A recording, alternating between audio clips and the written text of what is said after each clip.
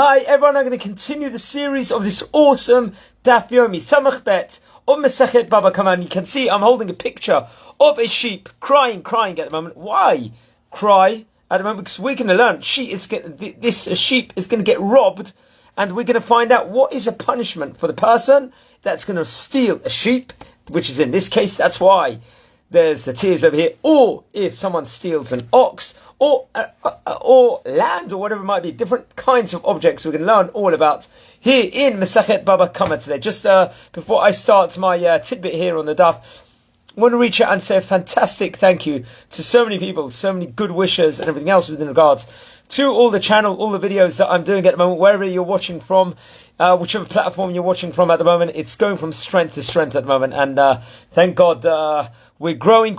I say we because we are a community. You know, it's not just me speaking over here.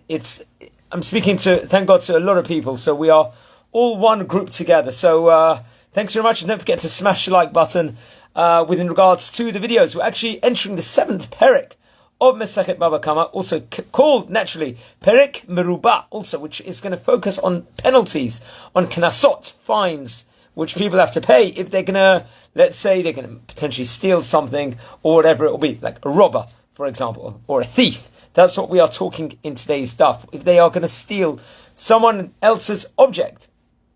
And we learn all about this in Parashat Mishpatim, in Sefer Shemot, actually naturally, in chapters Chaf Aleph and Chaf Bet over there. Someone who steals an animal or an object will pay back twice the value of the object he stole. This is a pasuk in Sefer Shemot 22, 6-8. Those three pasukim. If he stole, however, they say, an ox, naturally a shor, as we call it in Hebrew, or a sheep, a seh, as you can see, they've stolen it. So obviously there's it is. It could be he's killed them or sold them. He will have to pay back 5 times the value of an ox and 4 times the value of the sheep. That will be the penalty. Very staggering penalty over here. Naturally, you can, for reference, in Shemot 21, verse 57. However, the Mishnah also teaches us that the payment of 4 or 5 times the amount stolen applies only to an ox or a sheep exclusively, while the double payment applies to any other object that is stolen over here. So there is a difference over here. And remember, we talked about in previous pages that sometimes when it says a specific animal, it could mean a galaxy of different animals. But in this case, it's specifically stating an ox and a sheep. Our Gemara quotes also further to teach a braita that there are certain exceptions to this rule. Okay, what are these exemptions, friends, over here? For example, if someone steals land, are they going to pay 4 or 5 times the amount, or double the amount? There's no requirement to pay over and above the returning land. Why is this? It seems unnecessary, but there's a general principle of Jewish law of karka ena nigzelet. You can't steal land from someone else. Land is someone.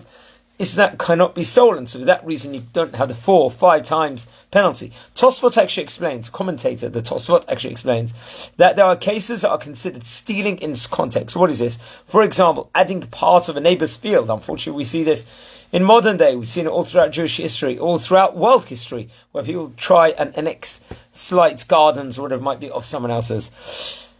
So adding part of a neighbor's field to your own, or stealing something that is growing like grapevines. I just heard today from my chavruta that his father-in-law had a tree that was bothering the neighbor, and the neighbor actually came and actually smashed it down, brazenly enough. So actually there's going to be the Rabbeinu Yonatan is actually going to explain that the placement of these laws by pointing out that the Mishnah has completed its discussion of damage done by a person's property.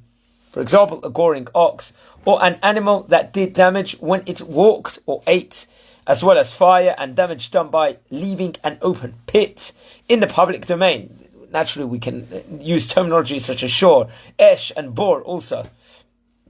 And now, we've been discussing all about this recently, but now we're talking about damage done by one person to another over here. So we don't steal, obviously, from everyone else. It's very important that if we want to take an object, we want to borrow an item, you always ask the person in advance, and we can see the consequences if someone steals something also. So Yes, so this is Samach Bet. Remember that I've done 61 videos here on Masechet Bava Kamma. At the moment, I started up this series at the start of Masechet Ketubot. We're talking about going back to May 2022. So please watch over all the previous videos. If share it. If you know anyone interested in watching this, all this great content and everything else, please forward it and spread Torah. It's always fantastic. So guys, I'd like to dedicate this Lilun Nishmat, someone that passed away just over a week ago, Rivka Bat Rachel, and just wishing you an awesome day and just blessings here from Israel.